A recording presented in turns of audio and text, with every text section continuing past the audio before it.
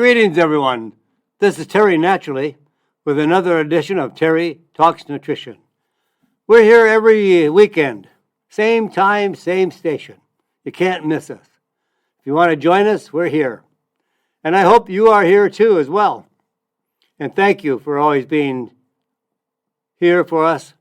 And I'm sure you'll gain a lot of good information.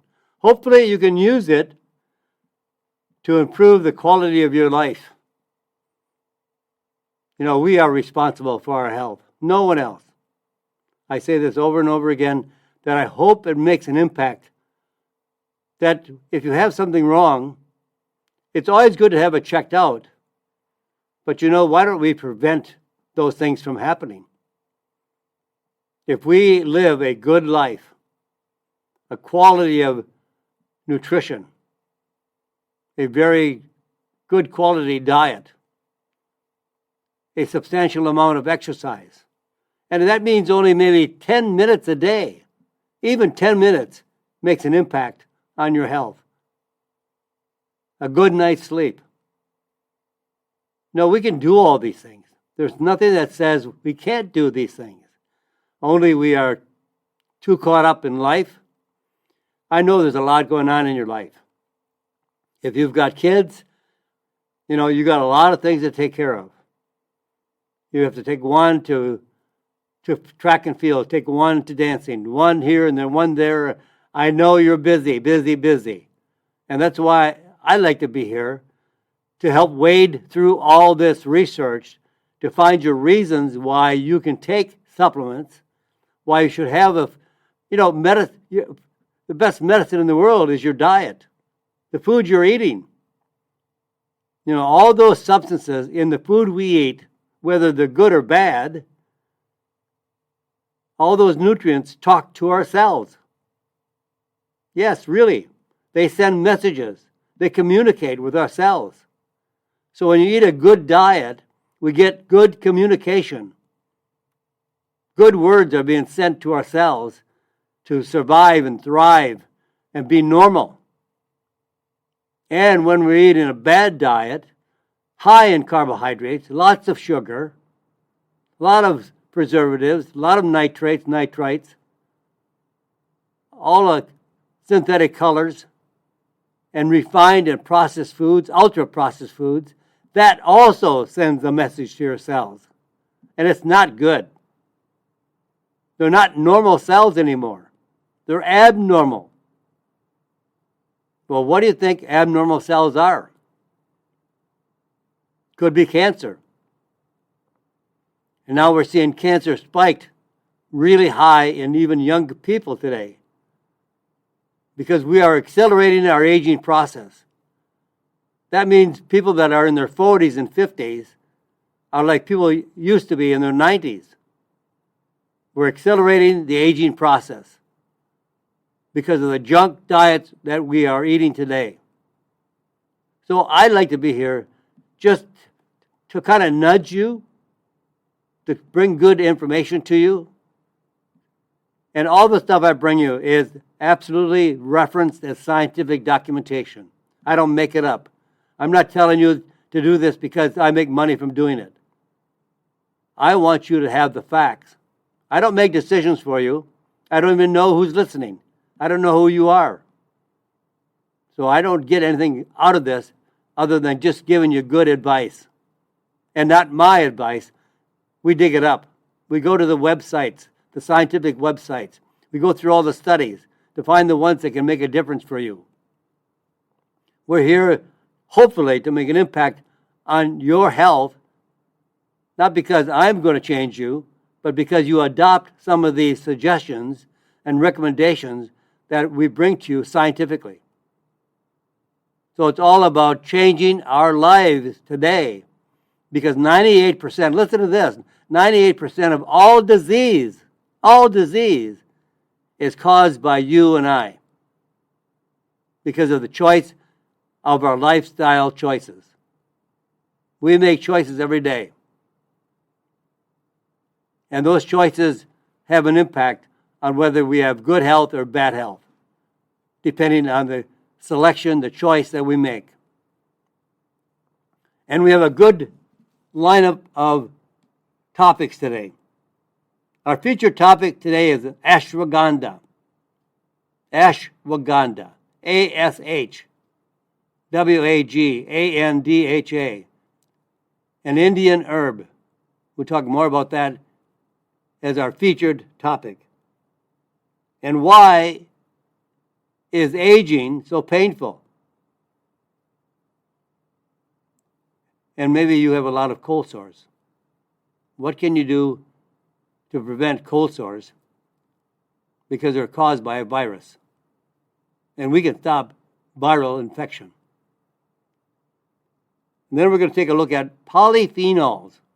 All these nutrients, especially in colored fruits and vegetables, are polyphenols. There's 8,000 polyphenols. And there is one fraction of those 8,000 that has a very, very powerful effect on almost all of our diseases.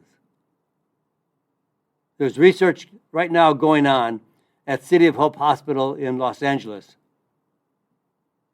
on aronia berries, which has a very, very high concentration of these fractions called anthocyanins. You don't see them? You probably have never even heard of them, but they're in our food. That's why berries are so healthy and can actually block cancer. But how many people eat berries every day? How many people eat lots of fruits and vegetables every day? That's a very, very small percentage of people in America that eat plenty of fruits and vegetables. And what do you do about restless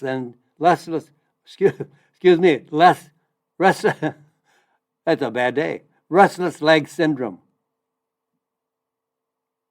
And the connection between diabetes and Alzheimer's disease. Some experts have labeled Alzheimer's disease as diabetes type 3. You know type 2, you know type 1. Now, some experts have labeled Alzheimer's disease as type 3. And how do you get ready for vacation? Are you going to throw out everything to the wind and do whatever you want? Well, maybe there's some reason to do a little bit, because what you do 95% of the time is really what's going to make the difference. And if we let us do a few things that may be unhealthy once in a while, is not a sin, not a crime. We'll get through it. And then we'll talk about digestive issues in women. And why in women? More women, I should say, women have more digestive conditions than men. We'll find out why. Ashwagandha. Why do I like ashwagandha? It's one of the most rejuvenating herbs in the whole list of botanicals in the world. One of the most important herbs in Ayurvedic medicine, and has been used for over 3,000 years. 3,000 years of history. And I always believe, this is my assumption, that if something has lasted for 3,000 years, it must have value. It must have an impact on those who are using it. Because as people use it, they pass it down from generation to generation to generation over 3,000 years. And it's one of the most important medicines in the Ayurvedic medicines, Indian medicine. And modern research studies have found that ashwagandha is effective for treating male infertility, low thyroid function, mild memory issues, and sleep problems. There's a compound in ashwagandha that is now being researched by drug companies for sleep. And then they'll turn it into a medicine and they'll make it synthetically, they'll patent it, and they'll charge you a whole much more money than when you just buy ashwagandha. And now even some of the herbal companies are standardizing this key compound in ashwagandha that improves quality of sleep and gives you a better night's sleep. Withanolides, that is the key compounds that are found in ashwagandha. And the medicinal benefits, the value of this medicinal herb are associated with its biologically active compounds called withanolides. Now, whether you get that word or not, or understand that word or not, it's just there are the key compounds that are found in ashwagandha, like in andrographis. Andrographis has key compounds called andrographolides. Well, in ashwagandha, they're called withanolides. And there's 40 different of these key compounds that have been identified today. And the research today actually focuses on a key compound that has anti-cancer activity and may be a potential therapy for COVID-19 infection. This key compound blocks COVID-19 virus from binding to receptors in the lungs, heart, and intestines. By that means you have receptor sites in the lung, heart, and intestines, and everywhere in the body. But these stand out as being the specific receptors that COVID-19 virus binds to. When it binds to, that means it takes up residence in your own body. You're now carrying a host for virus infection. And that's why we saw through COVID-19 during the pandemic that the heart, lungs, and intestines were more impactfully affected by infection and after, in long COVID-19. So it hangs on for a long, long time, even after the active infection has been cleared. So clinical research also shows ashwagandha to be a very powerful stress reliever. Relieves stress. In a study of 60 stressed but otherwise healthy adults, took ashwagandha, standardized to 35% of the key compounds called withanolides, or placebo. Now, this is a very excellent combination of the key compounds that are standardized to 35%. There is no other ashwagandha that is standardized to 35%. This is brand new on the marketplace. Regular ashwagandha contains about 2 to 5% at most of the withanolides, and this is 35%. About 7 to 10 times stronger, more effective, more stable. So after the results came out, 60 days after using ashwagandha to relieve stress, the results are 30 to 40% reduction in depression and anxiety. The score versus 10% to 24% reduction in the placebo group. So using ashwagandha is about 3 or 4 times more effective than a placebo group using a fake pill. Also, 23% reduction in cortisol. Cortisol is the hormone from the adrenal glands that increases at a higher level when you're under stress. So if you can lower the cortisol, you'll have a better opportunity to reduce depression, anxiety, out of control appetite, weight gain.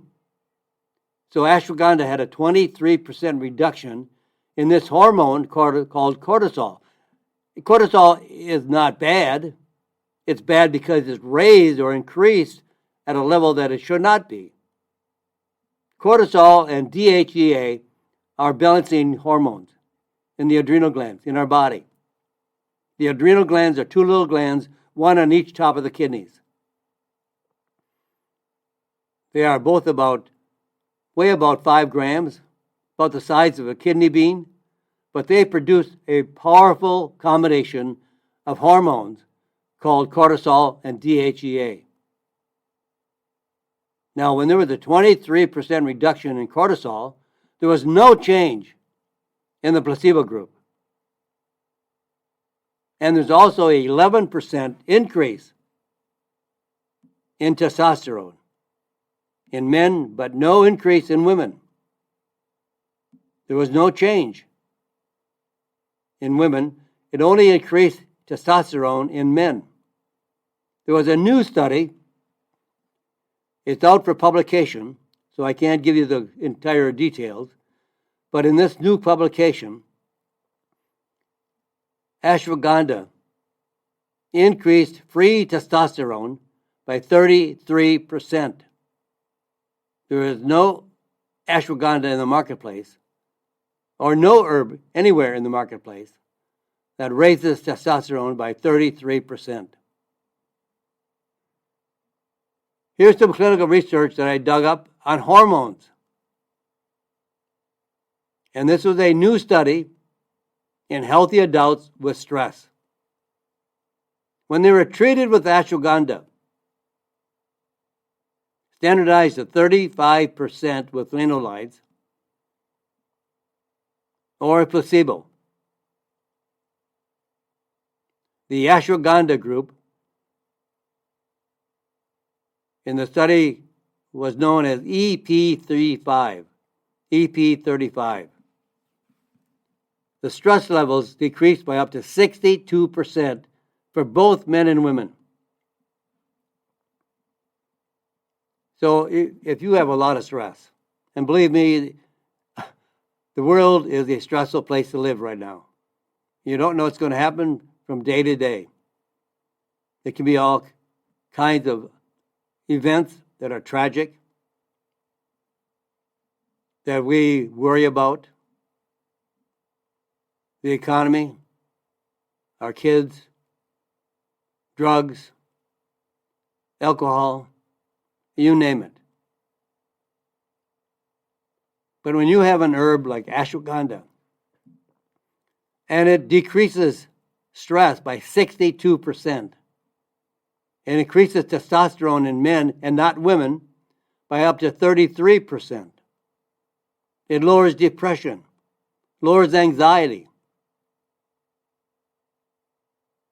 And now we have this new testosterone that has all these effects, but also has increased testosterone by up to 33% in men.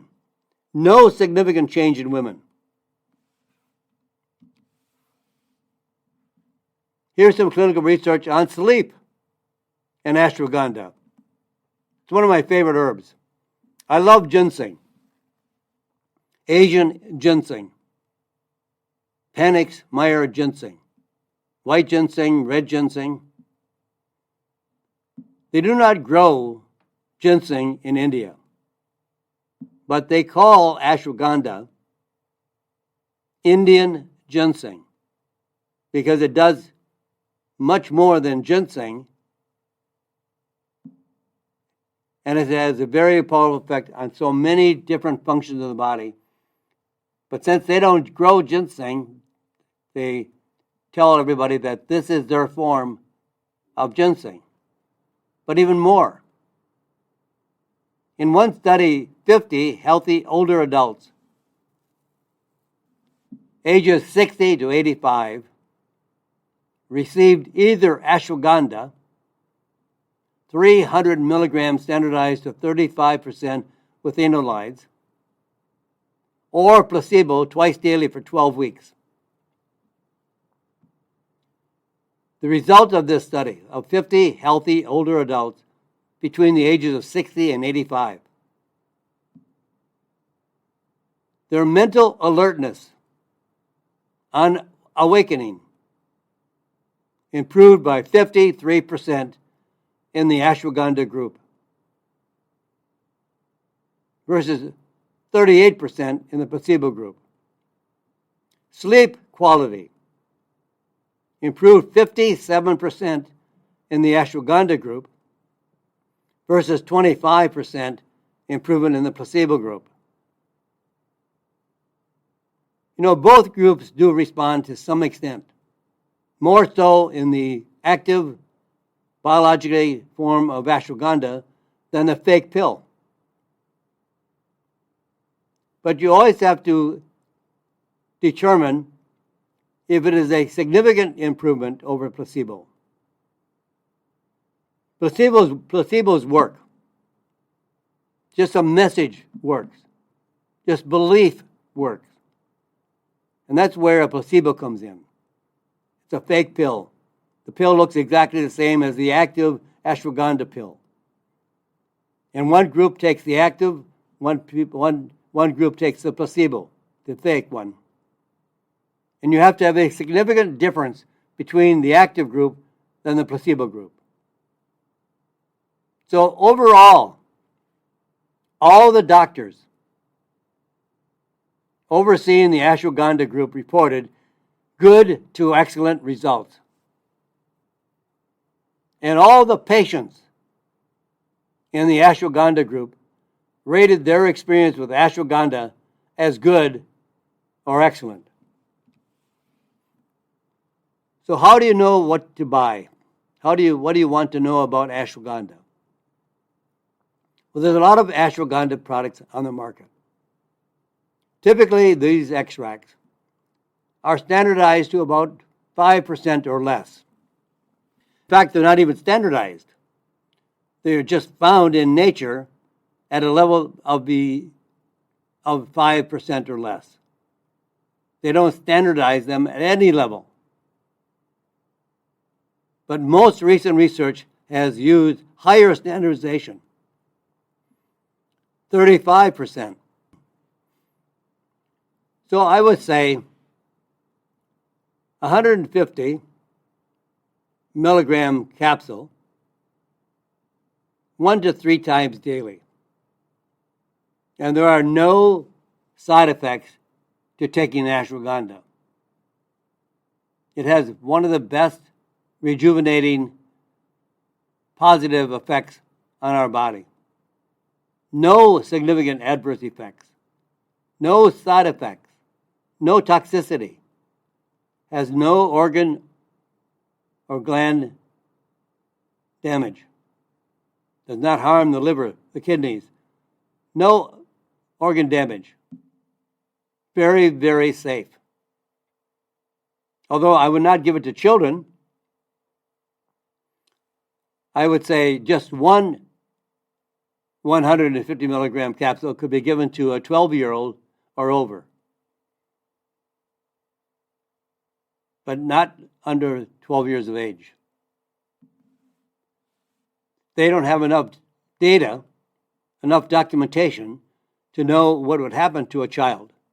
It's not because it's toxic or because there are side effects. There are no side effects.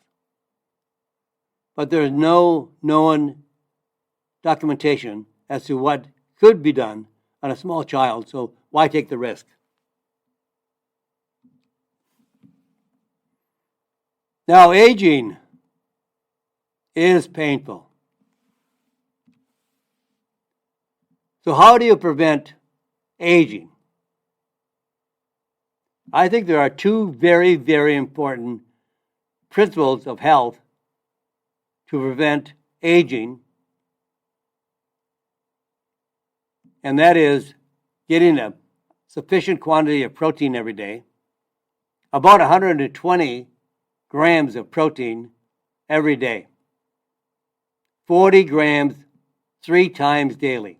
So that's 40 grams of protein at each meal. That's like the size of a chicken breast. Or 3 ounces of red meat. It doesn't take a lot of food to make 40 grams of protein. And the other, keep moving. Even if you just do 10 minutes a day of exercise, keep moving to prevent pain and to prevent aging. Researchers collected 10 years of data from almost 6,000 people over the age of 50. The result, after 10 years, almost half of the participants reported experiencing regular muscular pain. Any kind of physical activity reduced the risk of pain. However, those with the least pain were most likely to engage in a high level of physical activity, hard physical labor at work, swimming, playing tennis at least once a week. So for rapid relief of muscle pain, I would suggest a combination of curcumin and boswellia in a combination with black sesame seed oil, which increases the absorption of curcumin and boswellia, and that reduces acute pain over a long period of time. So if you're experiencing a bad back the next morning, migraine headache, arthritis, curcumin and boswellia does the trick. I'll come back right after this, right here. I'm Terry Naturally. This is Terry Talks Nutrition. Back right after these messages. And welcome back, my friends. This is Terry Naturally with Terry Talks Nutrition. Visit my website under terrytalksnutrition.com. You can listen to my radio show live wherever you go. If you're going to be on a holiday over the weekend and you don't want to miss the show, wherever you are, you can go to your computer, log in at the radio show and say, click on where it says live. Just have to change your times wherever you are so you're on the same time, 8 o'clock Central Standard Time. If you're on the West Coast, you would have to listen at 6 in the morning. And if you're on the East Coast, you have to listen at 9 in the morning. But you can also go to the archive section of the radio show, and you can listen to any radio show you like at your convenience, whenever you like, whenever you want. Just pick out a few shows and listen to them wherever you are. Take them with you wherever you go. In the car, on your bike, wherever you go. Probably not swimming, but you can take it anywhere else you want. Hiking, walking, whatever. Also, go to the website and subscribe to my newsletter. I send out a brand new newsletter every Friday to your email address. And all those radio shows and newsletters are archived on the website. So you can read newsletters till, like they say, the cows come home. So you'll gain a lot of good information beyond the radio show. Now we're going to talk about cold sores, fever blisters. It's caused by a virus called herpes simplex. Here's a letter I got from a lady. Dear Terry, I get cold sores 3 or 4 times a year. Sometimes the blisters last for weeks. What can I do to prevent them? Well, first of all, stress lowers your immune system, compromises your immune system, just knocks the heck out of your immune system. So manage stress. You see often a cold sore or a fever blister exactly when you don't want to have it. A young lady just getting married on her wedding day. Bing! A fever blister pops out or a cold sore pops out. Why? Because of the stress of getting ready to get married. All the things that you had to manage to make this day a beautiful day. And all the things that you would like under control that are not under control.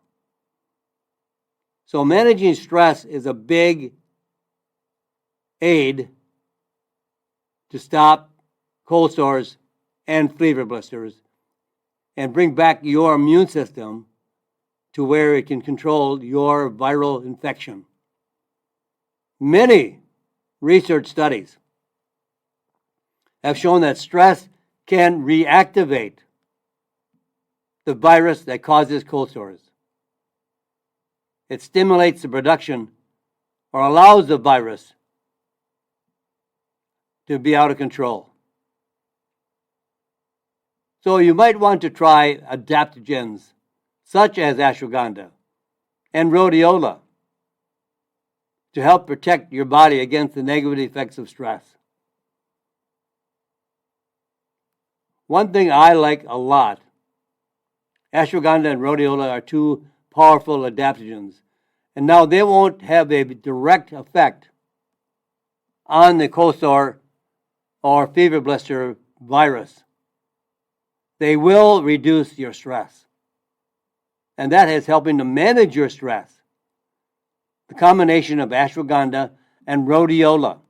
Ashwagandha is from India, and rhodiola is usually found in the Himalayas, or Tibet, or Russia, or China.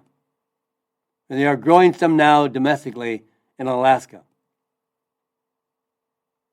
And this will not protect or prevent the cold sore and fever blister directly, but it will have a great effect on lowering your stress level, which can manage viral infection. And then keep your immune system strong. Stress will kill it, will wipe it out, will not allow your immune system to produce enough T cells and B cells to get rid of your infection. And the virus comes in your body and it builds up a strong balance in your cells that will cause a cold sore or a fever blister. And it will not neutralize the virus.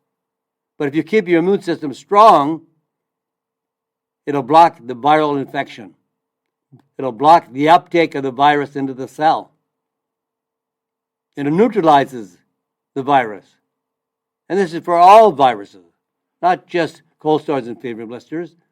But I think it's really very powerful to take propolis, Propolis.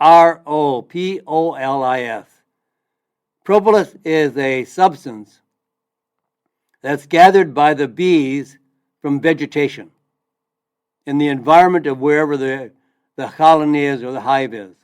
They go out and collect polyphenols, which I will talk about momentarily. This is a vegetation product. The bees collect it to sterilize their hive. This is their immune product. But I suggest like 100 milligrams of chewable propolis daily. It's complexed with gamma-cyclodextrin. Gamma-cyclodextrin is a inactive, does not provide any calories. It's not absorbed systemically, but it's a system that delivers the propolis many times more than you could if you did not have gamma-cyclodextrin. It stabilizes the active substance. It gives a longer shelf life, more half-life, and makes it more bioavailable to the body, more absorption in the body, and it gives it more times to be effective. Sometimes anywhere from 3, 4, or 5 times to as much as 40 times. It just depends on the substance, the active substance, that the gamma-cyclodextrin is complex to. And it works as effectively as prescription antiviral medications to prevent the cold sore virus from replicating, spreading. And sometimes they can last up to 2 weeks. And if you hit it hard, when I was a child, I had cold sores and fever blisters all the time because my diet was a junk diet. I ate nothing but junk. Lots of sugar. I probably made up for 10 people that didn't eat sugar. I ate all the garbage carbohydrates you can find.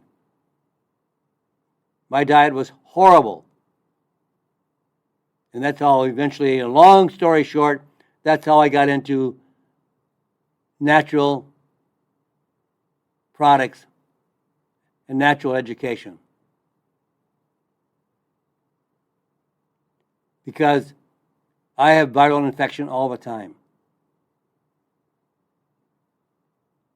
But if you use antiviral alternatives, not drugs, you can prevent cold sores from attaching to the receptor sites in the body and replicating, spreading. This is I had measles, I had mumps, I had chickenpox, I had always cold sores and fever blisters. My immune system was in the toilet. It was not active because I didn't have any nutrition when I was a child to improve my immune system. And we can build our immune system. We can rejuvenate our immune system with the right natural products, like propolis. It is known as the multiple antimicrobial. That means it kills every form of viral infection, bacterial infection, or fungal infection. Propolis is the powerhouse. And children can use it at any age. There's no side effects. It's like eating vegetables. It comes from vegetation. It's all natural. Even babies can use propolis. And now there's available in the marketplace a chewable propolis with this very powerful delivery system that improves the absorption, bioavailability, stabilization, and just makes it work much more effective. This can be used in any kind of infection that might occur today. And as I talked about polyphenols, let's take a little closer look at polyphenols. It's the powerhouse of the health of our body. There's 8,000 different polyphenols. And propolis is a polyphenol because it's made up of all the vegetation in the surrounding environment of the colony or the hive. Bees are not going to travel 100 miles to look for polyphenols. They don't need to fly away. They can go off into the flower bed, into the fields of wildflowers, from shrubs and buds and trees, and bring all these. They don't know they do it. They do it for their survival. They're smart. We are not smart. God gave us a choice, our own wisdom. And sometimes we're not smart enough to use our own wisdom. If you give animals a choice, they'll choose whatever is their instinct to survive. They're in the survival mode. We're in the pleasure mode. And they don't go together. If you're eating for pleasure, some people eat to live. And there's others that live to eat. They're not the same. But these polyphenols that are within all these vegetations, especially the dark colored, like aronia berries, which are almost black currant, blueberries, the purple potatoes, the green broccoli, the red cabbage, the red potatoes, not white potatoes. All these dark, black, purple, red, orange colors are your polyphenols. And Americans don't eat polyphenols. So who needs these polyphenols? There's not a person in the world that does not need polyphenols. And it's the most healthy selection of foods that you can eat today. Everyone needs polyphenols. They are the micronutrients in the plants. Plant nutrients. As I mentioned, there's over 8,000. And these are 8,000 identified polyphenols. There might be another 10, 20,000. And why are they so powerful? Why are they so good for us? Well, their best known properties. They are an antioxidant. They prevent oxidative stress. Like the elements cause rust on metal. Oxidative damage rusts our cells. Well, that's not exactly correct. That means they're aging our cells. And aging our cells so fast, and if we don't have enough antioxidants, we will have cancer, or heart disease, or type 2 diabetes, or metabolic syndrome. They also are very powerful anti-inflammatory, anti-aging. So who would want to use polyphenols? Well, as I said, everyone. But more specifically, there's a wide range of indications, including neurodegeneration, all the diseases that are neurodegenerative, like Alzheimer's disease, Parkinson's disease, ALS, Huntington's disease, metabolic disorders, metabolic syndrome, including diabetes type 2, fatty liver, obesity, cancer prevention. Now, experts have indicated that we should have 1,000 milligrams of polyphenols daily. How many are you getting today? I hope you're getting over 1,000 because you can prevent a lot of diseases when you're getting over 1,000 milligrams of polyphenols.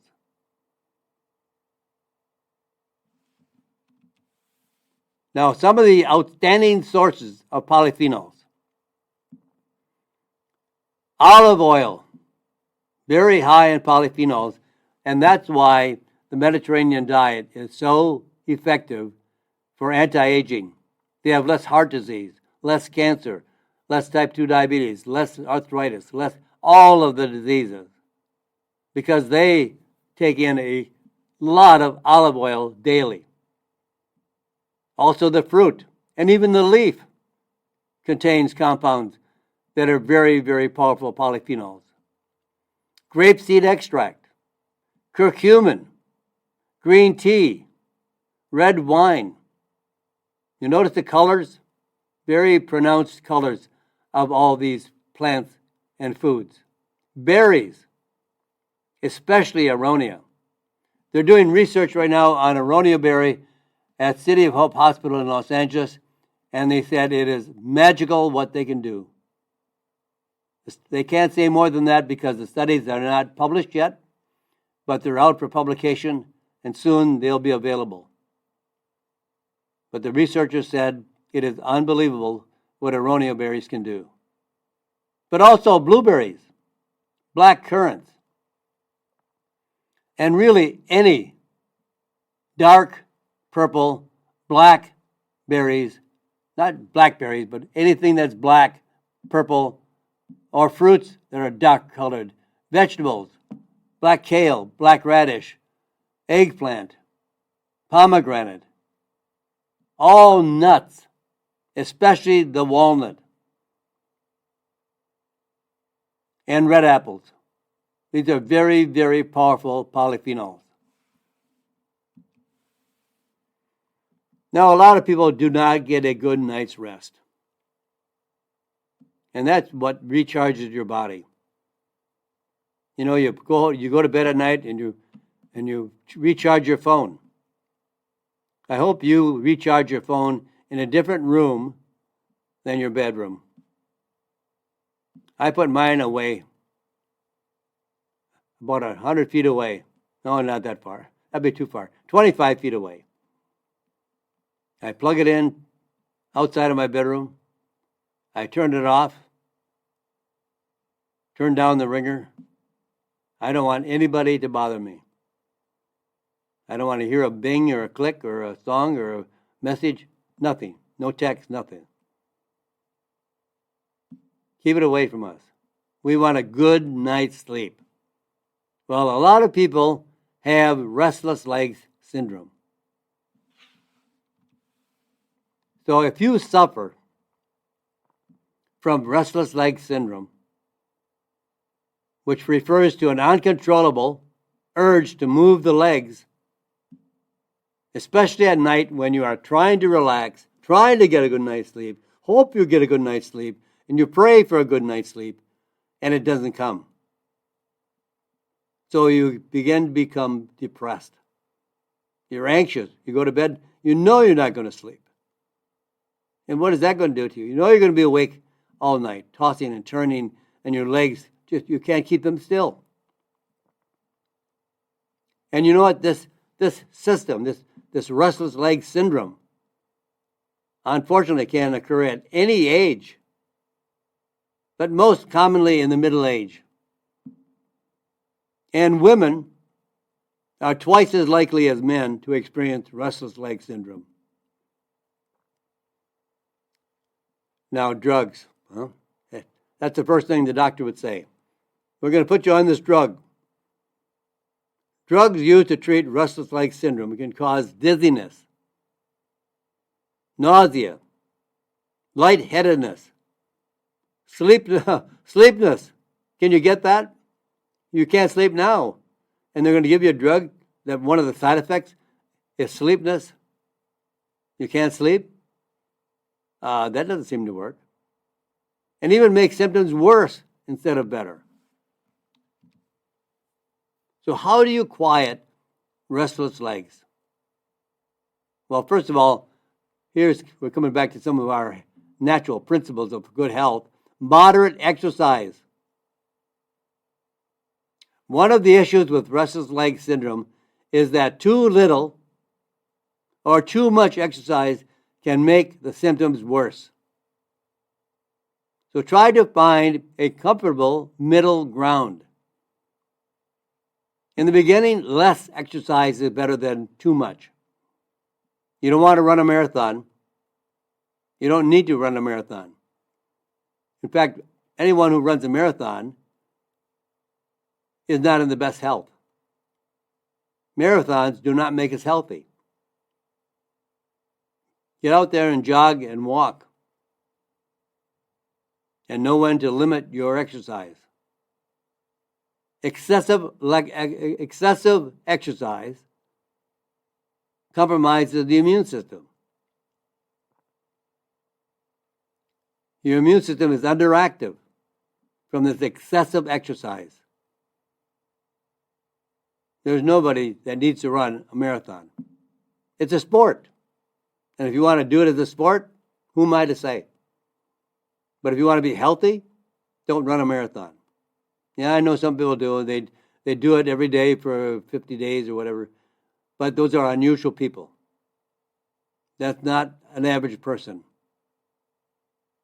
And then you want to reduce your symptoms, especially stimulants, such as caffeine.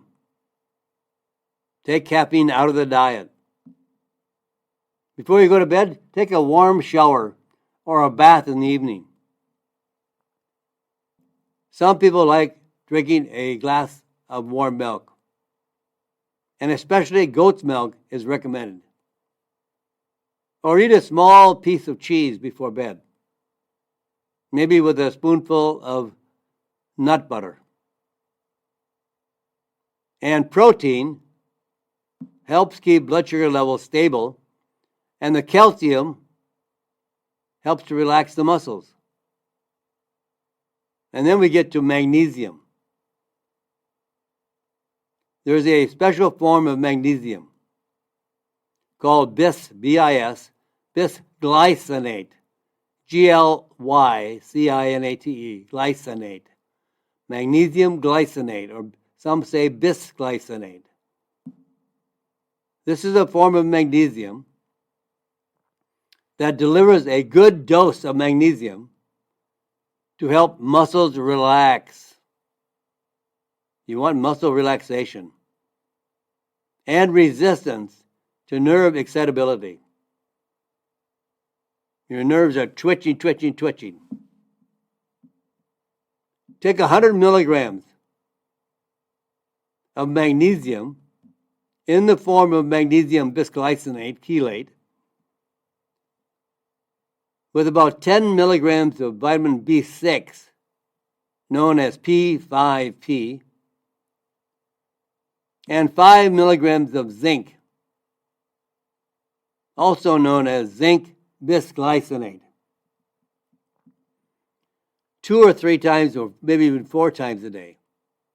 Some of the longevity experts and those that have studied magnesium carefully recommend up to 1,000 milligrams a day of magnesium. It has been estimated that 90% of Americans do not get the level of magnesium just to be healthy, just to be normal, just to survive. But that's not enough to thrive. They recommend 320 milligrams of magnesium for women and 420 milligrams of magnesium for men. You could double that easily.